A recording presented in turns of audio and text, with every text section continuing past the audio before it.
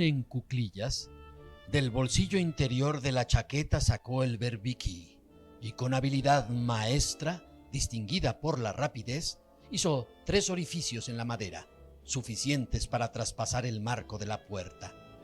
Luego, con la misma celeridad, rompió la armella que sujetaba el candado interior en uno de sus extremos.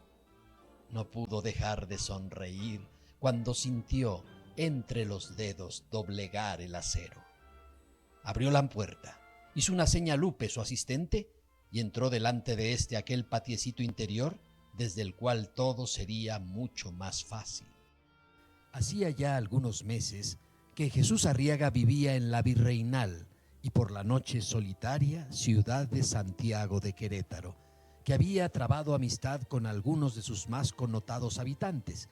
y que había logrado conseguir cuantiosas ganancias nocturnas, mientras por el día se hacía pasar por un distinguido caballero al que bautizó como José Vega, que se ganaba la vida, siempre a la vista de los vecinos, como comerciante de café a gran escala. Pero si Vega era su apellido diurno y sus vestimentas de corte elegante mientras el sol alumbraba las calles, por la noche adquiría su verdadera personalidad, en la que una chaqueta raída y unos pantalones rotos podían fácilmente hacerle pasar por un mendigo. Gracias a estos sencillos ropajes, pudo tirarse a lo largo de semanas y muy cerca de ahí, frente a la puerta central de la ferretería de un caballero al que por el día había convertido en su amigo. Haciendo gala de paciencia, fue desprendiendo noche a noche y de a poco el adoquín del marco de la negociación, que acabando por salir, le permitió entrar al interior del establecimiento en varias y gratificantes ocasiones. Ahora, usando otra técnica, pero asumiendo el mismo personaje desarrapado que dormitaba en la acera y al pie de cualquier quicio, podría pasar desapercibido ante la posible presencia de alguno de los guardias nocturnos que de pronto realizaban su rondín. Por muy celosos que pudieran ser de sus deberes, los guardias, como lo había comprobado bien Arriaga, tenían también corazón y se apiadaban de aquellos desposeídos que lo habían perdido todo en la vida.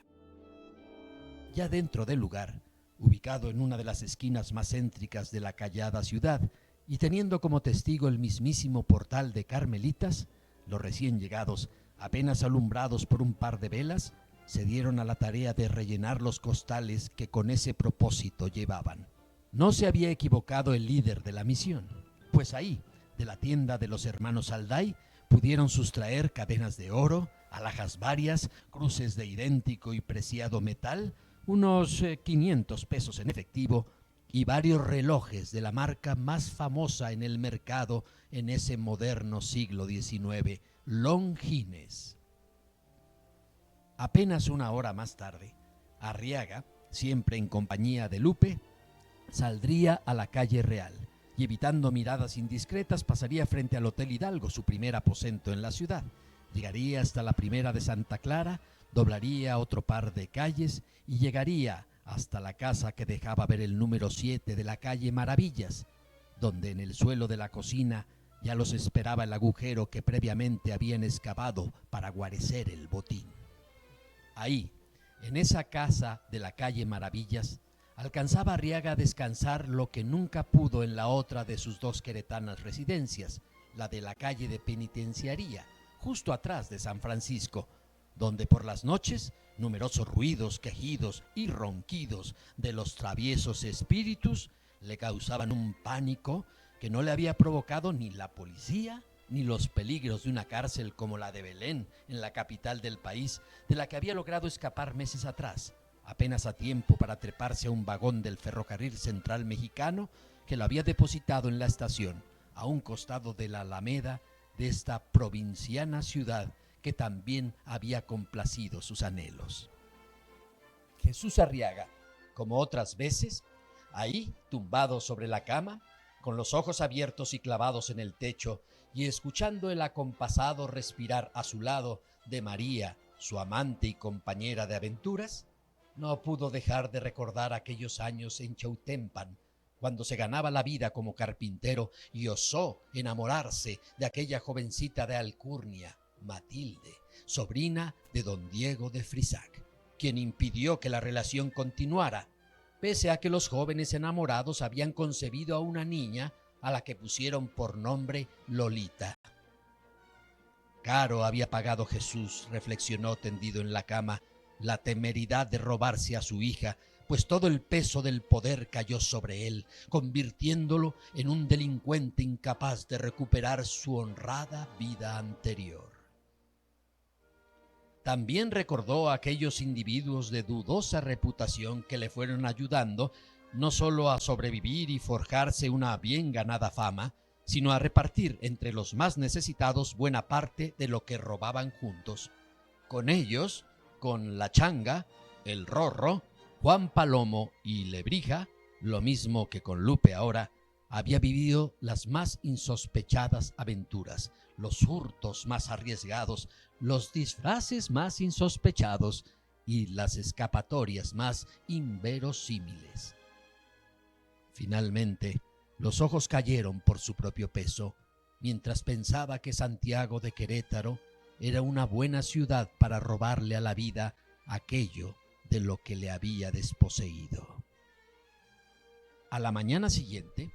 con el sol ya bien posicionado, se vistió con la elegancia que los días ameritaban. Zapatos lustrosos, pantalón perfectamente planchado, una límpida camisa y un oscuro saco con un pañuelo blanco asomando por el bolsillo frontal.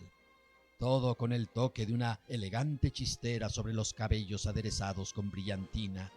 y un reloj Longines que desde la noche anterior había apartado del resto del botín obtenido. Así se dirigió hasta la ferretería de don José González,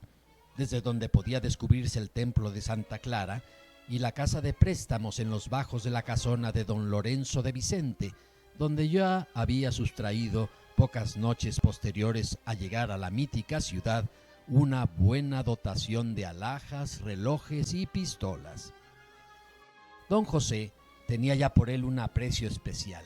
Le llamaba tocayo y compartían largas charlas sustentadas en la camaradería. A él le había confiado la enorme preocupación que le habían causado los reiterados hurtos a su tienda, el despido que hizo de sus empleados desconfiando de su inocencia y la carta que había recibido en la que se le decía que esos trabajadores debían ser restituidos a sus labores, pues no eran responsables de los hechos. Jesús, ante la reiterada conversación, no podía dejar de mirar hacia la calle y advertir ese adoquín aparentemente incólume que él, en su versión de menesteroso, había desprovisto de fijeza a base de paciencia nocturna. Fue también don José el que, como tiempo atrás le había comunicado del robo a la residencia de doña Josefa Camacho, a quien habían amordazado junto con su criada, quien lo puso al día del reciente hurto a la tienda de los hermanos Alday, a apenas calle y media de distancia. También le comentó la enconada tarea que Rómulo Alonso, el jefe de la policía, había emprendido para dar con el culpable que se decía no era otro que el famoso Chucho el Roto. ¿Chucho el Roto?, preguntó con fingida alarma Arriaga. El mismo, respondió don José, bajando un tanto la voz y mirando a los costados con desconfianza, como si de un secreto malsano se tratara. Y le contó de los robos del famoso bandido en las más refinadas colonias de la Ciudad de México, la costumbre de repartir lo robado entre los pobres y la creencia generalizada entre los queretanos de que el personaje en cuestión había nacido en la comunidad de Saldarriaga, a unos cuantos kilómetros de distancia. Arriaga, o José Vega para el propietario de la ferretería, tomó un apetitoso vaso de agua de limón y se despidió con la fineza de modales que le caracterizaba. Por la noche, del brazo de María Bermeo, y luciendo ahora un pantalón a rayas, un elegante chaqué y un sombrero de copa, Arriaga se aposentó en una de las sillas del Teatro Iturbide y disfrutó no sin dejar de echar un ojo a los muchos queretanos pudientes que ahí se encontraban de la función de ópera inglesa que se presentaba. Luego, aún con la música en la cabeza, regresó a su casa de maravillas. Apostados en los recovecos de la noche y en la esquina más cercana, ya lo esperaba la policía, al mando de un Rómulo Alonso que había advertido con recelo su presencia en la mítica ciudad. Adentro descubrirían el escondite y las muchas joyas robadas. Al día siguiente, aún antes de caer la tarde, ya estaba en Santiago de Querétaro el inspector Lagarde, quien conocía bien al famoso Chucho el Roto.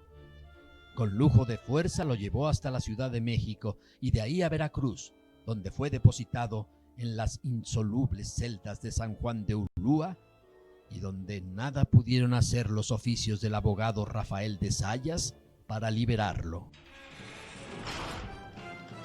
Hay quien asegura que fue muerto en una riña entre presos, quien que murió ahogado al intentar escapar de aquella prisión, y quien que adquirió una enfermedad por la humedad de la tinaja, como se llamaba aquellos calabozos situados aún debajo del nivel del mar.